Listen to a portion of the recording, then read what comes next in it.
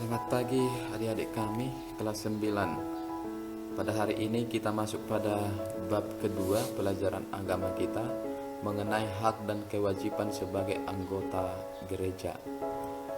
Adik-adik, hak dan kewajiban itu biasanya digambarkan seperti timbangan, diseimbangkan antara hak dan kewajiban. Yang semestinya hak lebih berat dari kewajiban atau sebaliknya.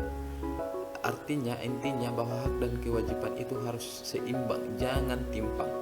Ketika kamu menuntut hak, penuh kewajibanmu. Ketika kamu sudah penuh kewajibanmu, kamu boleh menuntut hak. Begitu kira-kira. Pemikiran dasar gereja kita untuk menuntut hak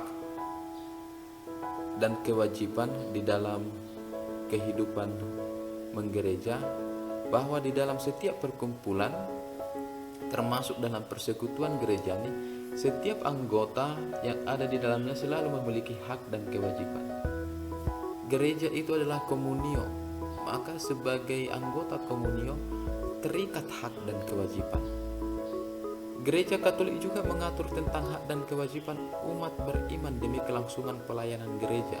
Jadi ini dimaksudkan supaya pelayanan gereja itu hari demi hari tetap berjalan dengan semestinya.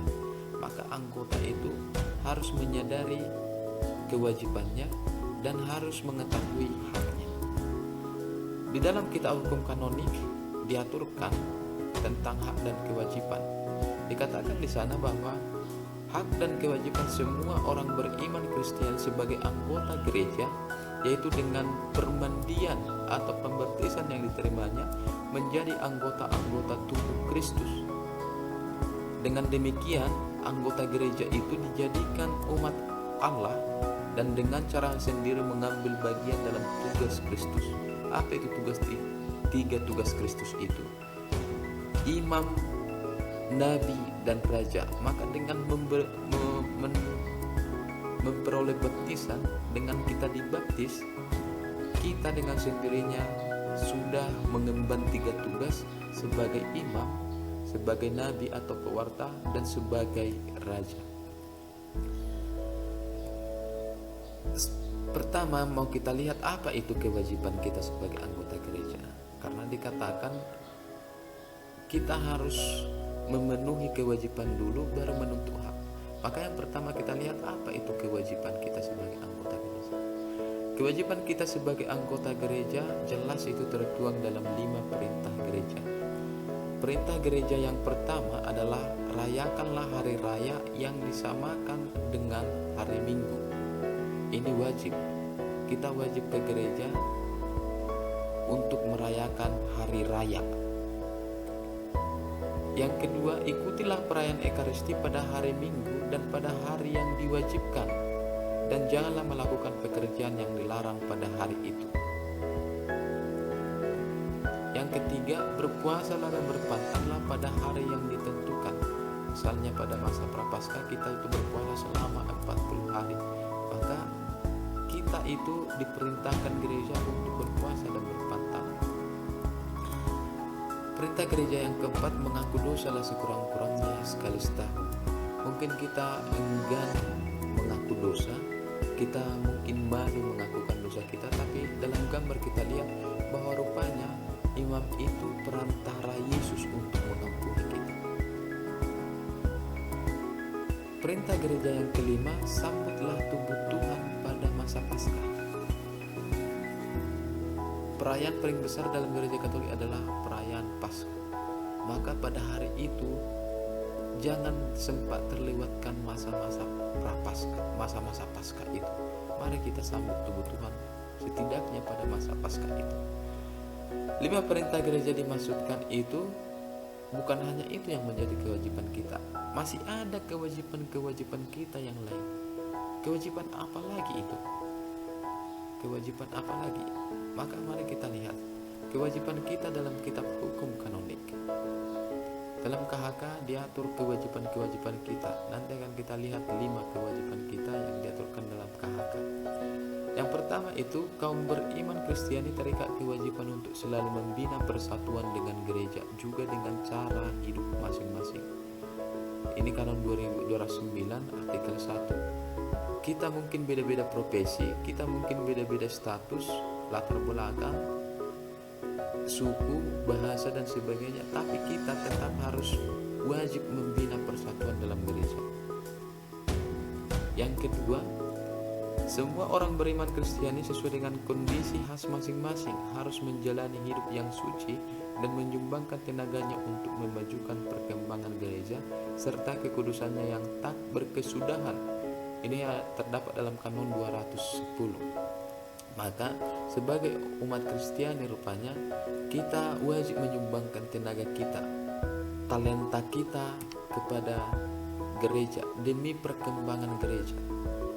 Maka ketika kita memiliki fisik yang sehat, raga yang sehat, mari kita lakukan yang terbaik untuk gereja demi perkembangannya.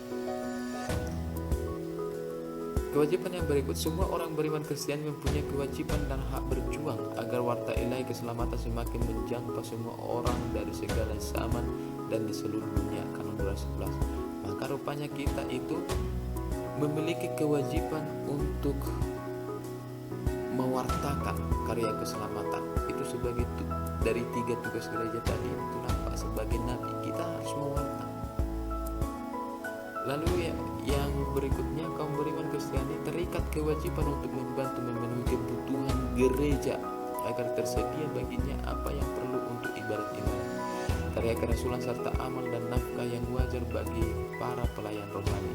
Selain itu mereka terikat kewajiban untuk memajukan keadilan sosial dan juga mengingat perintah Tuhan untuk membantu orang-orang miskin dengan penghasilannya sendiri. Nah, maka sebagai umat beriman rupanya dalam Kanon 22 artikel 1 dan 2 diaturkan bahwa kita itu wajib memenuhi kebutuhan gereja. Karena itu gereja kita juga wajib memenuhi kebutuhan pelayan gereja kita, seperti imam dan pelayan-pelayan yang lain di gereja. Dan berikutnya, jangan lupa untuk menyisihkan penghasilan kita untuk membantu orang-orang miskin. Ini kewajiban kita sebagai umat Kristen. Lalu yang berikut, kaum awam yang seperti orang beriman Kristen berdasarkan permandian dan pemuatan terikat kewajiban umum dan memenuhi dan mempunyai hak baik sendiri-sendiri maupun tergabung dalam perserikatan agar warta ilahi keselamatan dikenal dan diterima oleh semua orang di seluruh dunia. Kewajiban itu semakin mendesak dalam keadaan di mana Injil tidak dapat didengarkan dan Kristus tak dapat dikenal orang selain lewat mereka. Ini ada dalam Kanon 225 artikel 1. Maka kita menjadi saksi-saksi Kristus dalam mewartakan Injil kepada semua orang, baik dengan kata dan perbuatan, menjadi kewajiban semua anggota gereja. Bukan hanya melalui kata kita warta, tapi melalui tindakan dan perbuatan nyata, sehingga warta keselamatan dapat diterima oleh semua orang. Nah, sekarang tugas kita sampai di kewajiban dulu. Untuk berikutnya kita bahas tentang hak kita di dalam gereja. Tugas kita adalah tuliskan beberapa tindakan nyata yang akan kamu lakukan di gerejamu entah dimanapun kamu, sebagai perwujudan untuk memenuhi kewajiban sebagai umat beriman. Apa tindakan nyata yang bisa kamu lakukan? Tadi dikatakan menyumbangkan tenaga. Mungkin kamu sebagai anak sekolah, tenaga apa yang bisa kamu sumbangkan ke dalam gerejamu? Dan tadi dari semua kewajiban-kewajiban itu, misalnya kita dituntut untuk merayakan ibadat atau misa di setiap hari Minggu. Bagaimana kamu melakukan itu dalam tindakan yang nyata? Tuliskan di dalam bukumu minimal 5 tindakan nyata yang akan kamu lakukan di gereja masing-masing sebagai perwujudan untuk memenuhi kewajibanmu sebagai umat beriman. Maka demikian dulu pelajaran kita pada hari ini. Semoga kita semakin disadarkan akan kewajiban-kewajiban kita. Sampai berjumpa kembali dalam pelajaran kita berikutnya. Sekian dan terima kasih.